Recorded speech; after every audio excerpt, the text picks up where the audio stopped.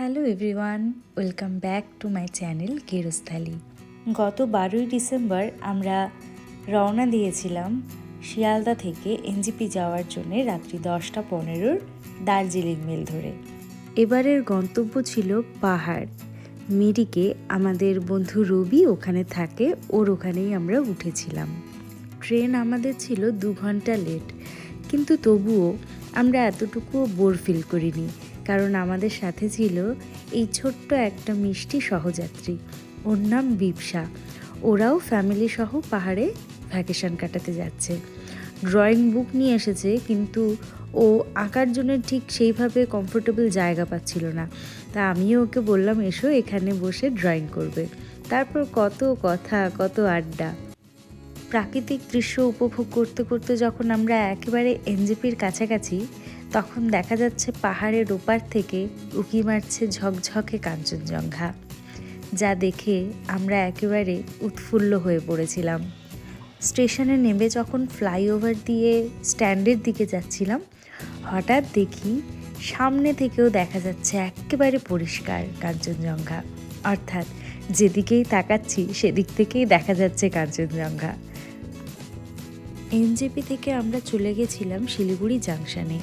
শিলিগুড়ি জাংশনের সামনেই মিরিকে যাওয়ার শেয়ার গাড়ির স্ট্যান্ড আছে।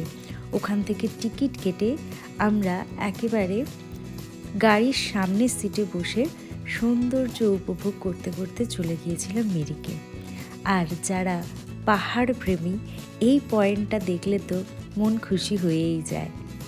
এখান থেকে দুটো রাস্তা দুদিকে চলে গেছে, দুটো রাস্তাই কিন্তু দার্জিলিং যাওয়ার। ডান দিকের যে রাস্তাটা, এটা কার্শিয়াং হয়ে দার্জিলিং যাওয়ার রাস্তা, যেটা শর্ট রুট। আর এই সোজা রাস্তাটা হচ্ছে মিরিক হয়ে দার্জিলিং যাওয়ার। লাস্ট অক্টোবর মাসে উত্তরবঙ্গে যে ভয়াবহ বিপর্যয় নেমে এসেছিল, তার মধ্যে এই দুধিয়া ব্রিজটা কিন্তু মারাত্মকভাবে বিপর্যস্ত হয়েছিল। যেহেতু মিরিক যাওয়ার রাস্তা এটাই, সেজন্যে আলাদাভাবে একটা রাস্তা করে দেওয়া হয়েছে। ব্রিজটা পুরোপুরি ক্ষতিগ্রস্ত না হলেও এমনভাবে ক্ষতি হয়েছে যে এটা ব্যবহারই করা যাচ্ছে না। তবে খুব তাড়াতাড়ি কিন্তু ব্রিজটার সারাই হয়তো হয়ে যাবে, কারণ পাশে দেখলাম সারাইয়ের কাজ জোর কদমে চলছে। এই দুধিয়া ব্রিজের ওপর দিয়ে বালাসন নদীর সৌন্দর্য আমি অনেকবার উপভোগ করেছি, কিন্তু এইভাবে যে ব্রিজটাকে দেখব একবারও ভাবিনি। এই ভিডিওতে আজকে এতটুকুই।